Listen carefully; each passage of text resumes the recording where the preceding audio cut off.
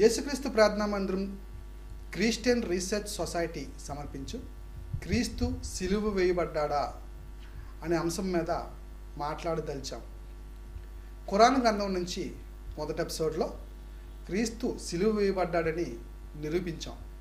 ఇకపోతే బైబిల్ నుంచి కూడా నిరూపించదలిచాం. క్రీస్తు బైబిల్ ప్రకారంగా సిలువ వేయబడ్డాడు. చాలామంది ముస్లిం సహోదరులు సిలువ వాస్తవాలలో 3 రోజుల కోసం ప్రసక్తి లేదని ప్రకటిస్తూ ఉన్నారండి. అయితే బైబిల్లో హోషియా గ్రంథము 6వ అధ్యాయము 1, 2 ఏం చెప్తుందో చూద్దామండి. మనము యెహోవా యొద్దకు మరలుదము రండి. యెహోవా యొద్దకు మరలుదము రండి. ఆయన మనలను చీల్చివేసెను. ఆయనే మనలను స్వస్థపరచును. ఆయన మనలను కొట్టెను. ఆయనే మనలను బాగు చేయును. 2 దినములైన తరువాత ఆయన మనలను బ్రతికించును. మనము ఆయన సముఖమందు బ్రతుకున్నట్లు మూడవ దినమున ఆయన మనలను స్థిరపరచును. చూసారా బైబిల్ గ్రంథం ఏం సెలవిస్తుంది? 2 రోజులు అయిన తర్వాత ఆయన బ్రతికిస్తాడటండి. ఇది ఎవరి కోసం అనుకుంటున్నారు? యేసు ప్రభు వారి కోసం అండి. అంటే 3 రోజులు ప్రస్తావన బైబిల్లో ఉందండి. ఆలోచించండి. చాలామంది ముస్లిం సహోదరులు ఏమంటున్నారంటే, స్వయంగా యేసుప్రభు వారు ఎప్పుడు కూడా సిలువ మరణం కోసం నేను చనిపోతానండి, 3 రోజులు తిరిగి లేస్తానని చెప్పలేదండి అంటున్నారండి. కానీ బైబిల్ గ్రంథంలో ఏమని రాయబడిందో చూద్దామా? ఆయన స్వయంగా ఏమని ప్రకటిస్తున్నారో చూద్దామండి. యేసుప్రభు వారు యోహాను సువార్త 2వ అధ్యాయము 19వ వచనంలో చూద్దామండి. యేసు ఈ దేవాలయమును పడగొట్టుడి 3 దినములలో దాన్ని లేపుతాను వారితో చెప్పెను. ఏమని చెప్పాడటండి యేసుప్రభు వారు? ఈ దేవాలయాన్ని పడగొట్టండి, 3 దినాల్లో దాన్ని లేపుతాను. శరీరం అనే దేవాలయం కింద ఉంటుందండి. శరీరం అనే దేవాలయం అంటే ఆయన దేవాలయం చంపబడుతుంది. 3 రోజులు అయిన తర్వాత దాన్ని లేపుతాను అని యేసుప్రభు వారు ప్రకటించుకున్నారండి. అలాగే మత్తయి సువార్త 16వ అధ్యాయం 21, మత్తయి సువార్త 16వ అధ్యాయం 21 ఈ వచనంలో అప్పటి నుండి తాను యెరూషలేమునకు వెళ్ళి పెద్దల చేతను ప్రధాన యాజకుల చేతను శాస్త్రుల చేతను అనేక హింసలు పొంది చంపబడి 3వ దినమున లేచుట వారు స్వయంగా చెప్తున్నారు, నేను చంపబడతాను, 3వ దినాన లేపబడతాను అని. 17వ అధ్యాయము మత్తయి సువార్త 23వ వచనం. మత్తయి సువార్త 17వ అధ్యాయము 23వ వచనం చూద్దామండి. వారు ఆయనను చంపెదరు 3వ దినమున ఆయన లేచునని వారితో చెప్పగా, ఏమండి, చంపెదరు 3వ దినాన్న ఆయన లేచునని. మార్కు సువార్త 9వ అధ్యాయము 31 చూద్దామండి. మార్కు సువార్త 9వ అధ్యాయం 31 చూద్దామండి. ఏలయనగా ఆయన తన శిష్యులకు బోధించుచు మనుష్య కుమారుడు మనుషుల చేతికి అప్పగింపబడుచున్నాడు. వారు ఆయనను చంపెదరు.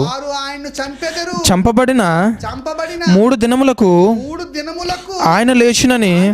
చంపబడ్డం ఉంది, 3 దినాన లేవడం ఉందని బైబిల్ గ్రంథం యేసుప్రభు వారి మాటలు చూడండి. లోకాను రాసిన సువార్త 9వ అధ్యాయం 22వ వచనం చూద్దామండి.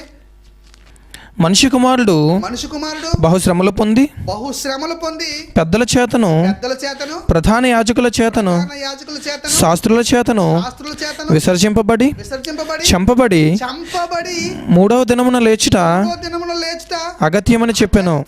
యేసుప్రభు స్వయంగా చెప్తున్నారు, నేను చంపబడతాను, 3వ దినాన లేపబడతాను. ఏమండి, యేసుప్రభు వారు పరిశుద్ధుడు కదండి. ఏమండి, దైవ కుమారుడు కదండి. అబద్ధం ఆడుతాడా? ఆడండి. కనుక ఆయన నిజం చెప్పాడు, నేను చంపబడతాను, 3వ దినాన లేపబడతాను. ఏమండి, యోహాను రాసిన సువార్త 10వ అధ్యాయం 18వ వచనంలో ఏమంటున్నాడో చూద్దామండి. యోహాను రాసిన సువార్త 10వ అధ్యాయం 18వ వచనంలో ఆయన స్వయంగా చెప్తున్నాడు, చూద్దాం. ఎవడును నా ప్రాణము తీసుకున్నాడు, ఎవడు నా ప్రాణము తీసుకున్నాడు, అసలు నా అంతటా నేనే దాన్ని పెట్టుచున్నాను, నా అంతటా నేనే దాన్ని ఏం చేస్తున్నాను, పెట్టుచున్నాను. దాన్ని పెట్టుటకు నాకు అధికారం కలదు, దాన్ని తిరిగి తీసుకొనుటకును తిరిగి తీసుకోవడానికి నాకు అధికారం కలదు. నా తండ్రి వలన ఈ ఆజ్ఞ పొందితిన నేను ఆజ్ఞ పొందాను అంటున్నాడండి. చూడండి, తను ఇష్టపడే మరణశిక్ష పొందాడండి. బైబిల్ ద్వారా మనకేం నిరూపణ అవుతుందంటే తను స్వయంగా చెప్పాడు 3 రోజుల కోసం. అలాగే హోషేయ గ్రంథంలో ప్రవచనం కూడా ఉందండి. స్వయంగా చెప్పాడు నేను చనిపోతాను తిరిగి లేస్తానని. ఏమండి, చాలామంది ముస్లిం సహోదరులు ఏమండి కీర్తన గ్రంథం 22:1 ప్రకారంగా, కీర్తన గ్రంథం 22:1, నా దేవా నీవు నన్నేల విడనాడితివి,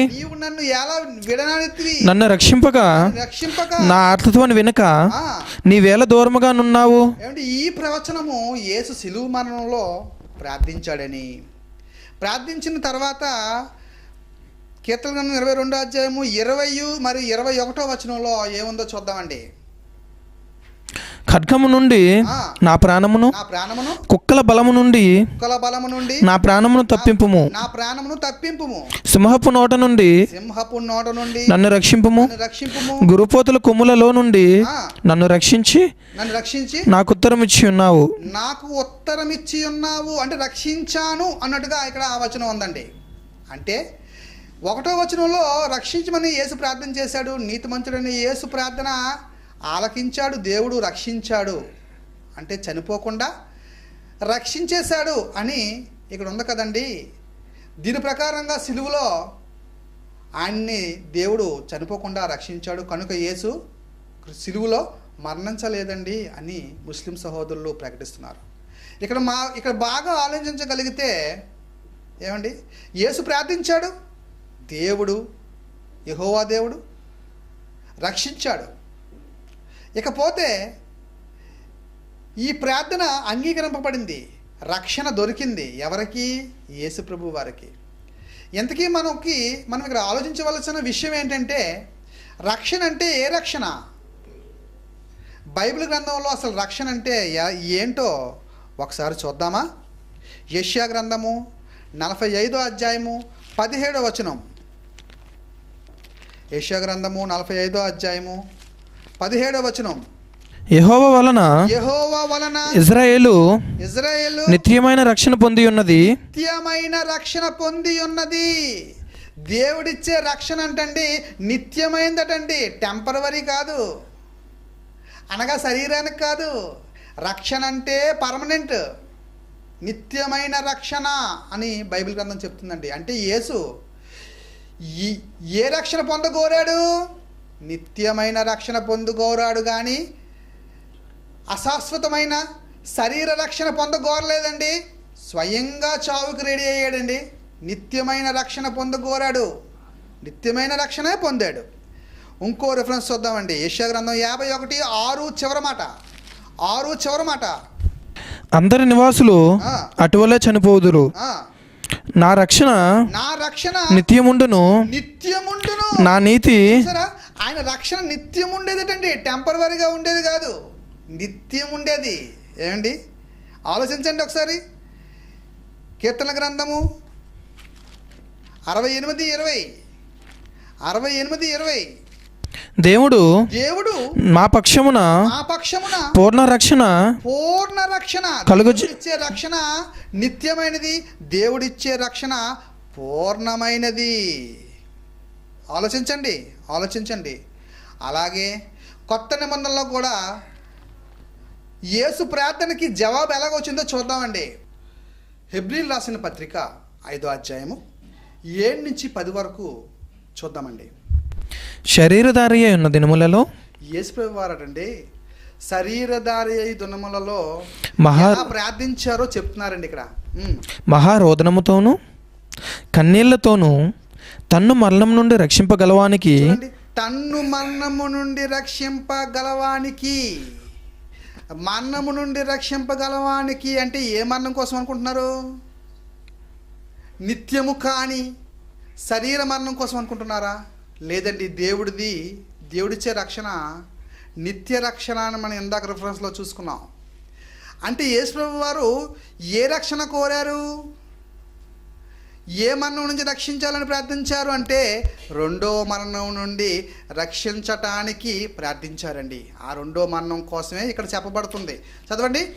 మరణం నుండి రక్షింపగలవానికి ప్రార్థనలను యాచనలను సమర్పించి భయభక్తులు కలిగి ఉన్నందున ఆయన అంగీకరింపబడెను.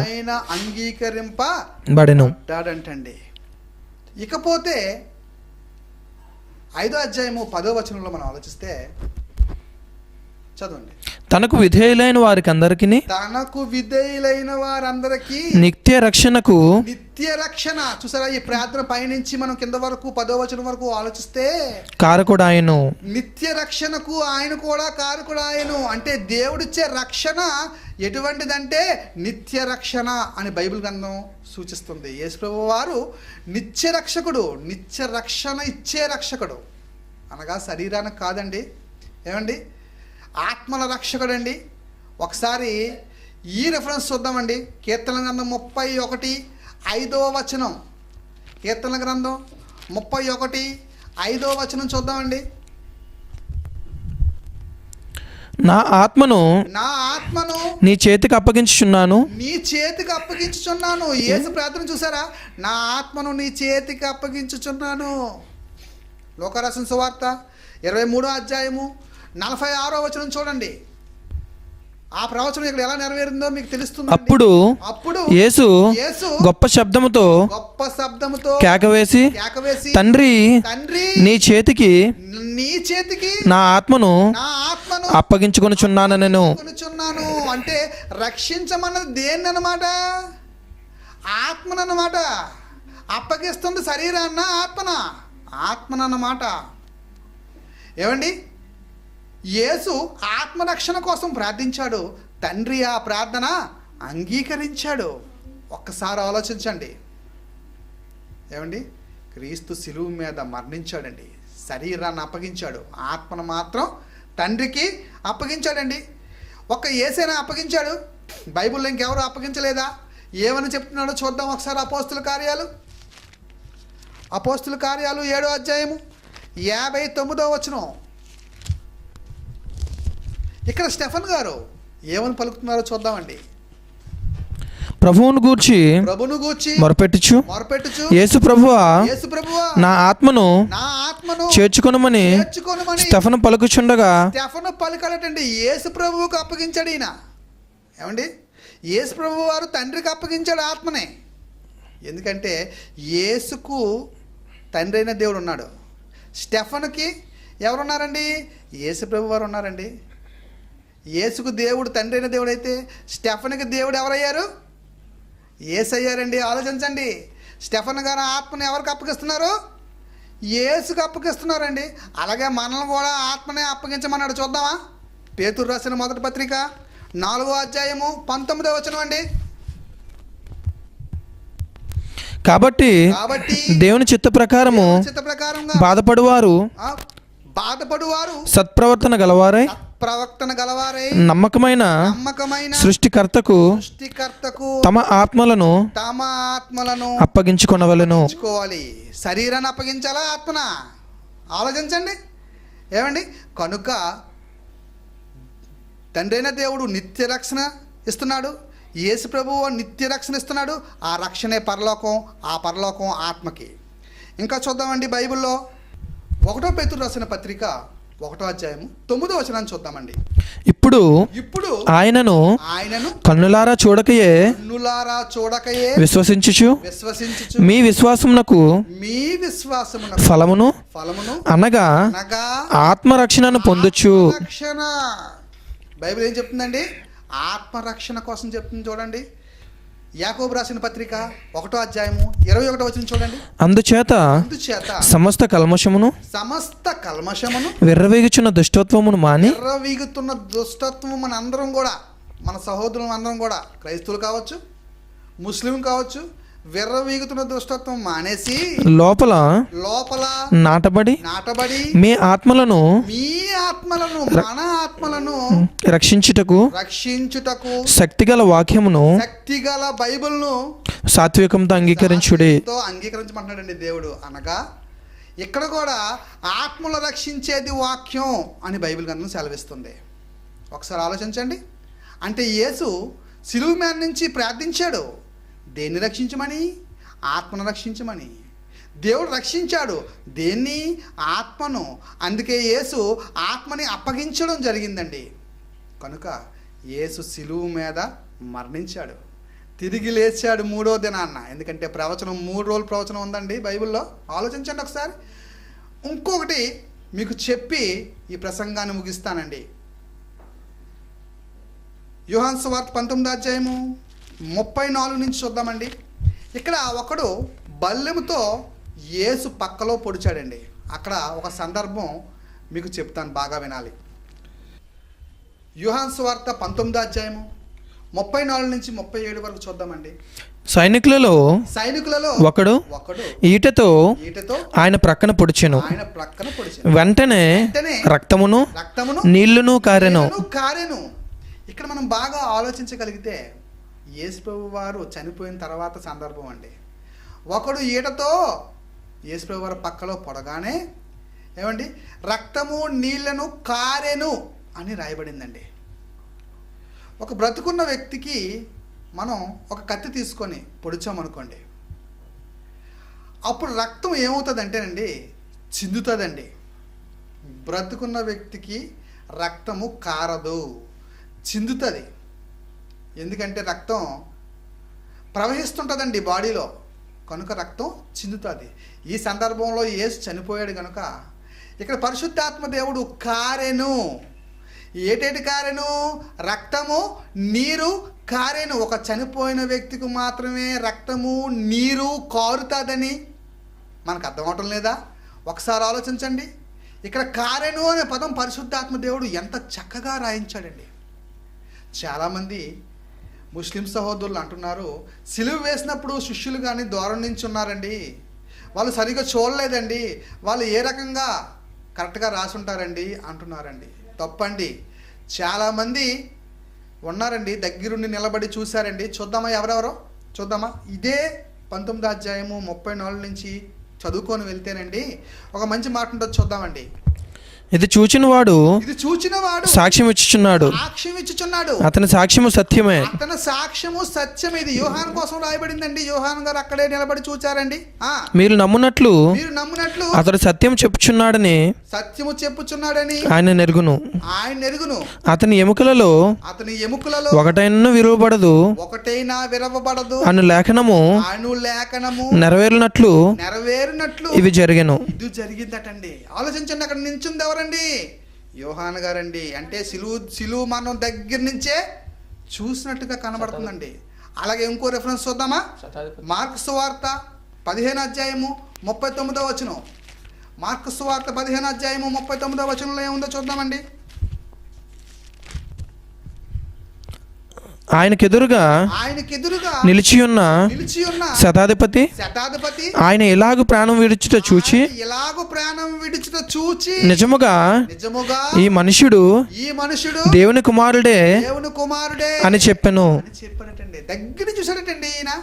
అక్కడ యోహాను గారు దగ్గర నుంచి చూశారు, ఇక్కడ శతాధిపతి దగ్గర నుంచి చూశారు. చాలా మంది దగ్గర నుంచి చూడలేదని అన్నారండి. మరి ఇక్కడ ఉంది కదండి. కనుక యేసు ప్రభు వారు 100% తన నోటితో చెప్పాడు, నేను చనిపోతాను, 3వ దినాన్న తిరిగి లేస్తానని. అలాగే చెప్పినట్టుగా ఆయన చనిపోయాడు, తిరిగి లేచాడు. చనిపోయినప్పుడు శరీరాన్ని అప్పగించాడు మనందరి కోసం, మన పాపాల కోసం. ఆత్మను దేవుడికి అప్పగించాడు. ఆలోచించండి. క్రీస్తు సిలువపై మరణించాడు బైబిల్ ప్రకారంగా, అలాగే ఖురాన్ ప్రకారంగా కూడా. కనుక మీరు నమ్మాలి, ఖచ్చితంగా నమ్మాలి. ప్రియ సహోదరులారా, ఖురాన్ మరియు బైబిల్ వెలుగులో క్రీస్తు సిలువ వేయబడ్డాడని ఖురాన్ గ్రంథం ప్రకారంగాను బైబిల్ గ్రంథం ప్రకారంగాను మాట్లాడడం జరిగింది. ప్రియ సహోదరులారా, మనమందరము క్రీస్తు దగ్గరికి రావాలి. మీకేమైనా ఇందులో సందేహాలు ఉద్దేశాలు గనక ఉన్నట్టయితే శాంతియుతంగా మమ్మల్ని సంప్రదించవచ్చు. మనం కూర్చొని మాట్లాడుకొని సత్యాన్ని గ్రహించాలి. సత్యము నుండి సర్వసత్యానికి మనం వెళ్ళాలని మా ఆకాంక్ష. మా అడ్రస్ కిందన ఇవ్వబడుతుంది కనుక దానికి మీరు సంప్రదించాలని ఆశిస్తున్నాను. ఖురాన్ గ్రంథంలో నుంచి కానీ బైబిల్ గ్రంథంలో నుంచి కానీ ఏ విధమైన మాటలు మాతో మాట్లాడాలన్నా మమ్మల్ని సంప్రదించే ప్రార్థన. అందరికీ వందనాలు. యేసు పేరట శుభాభివందనాలు.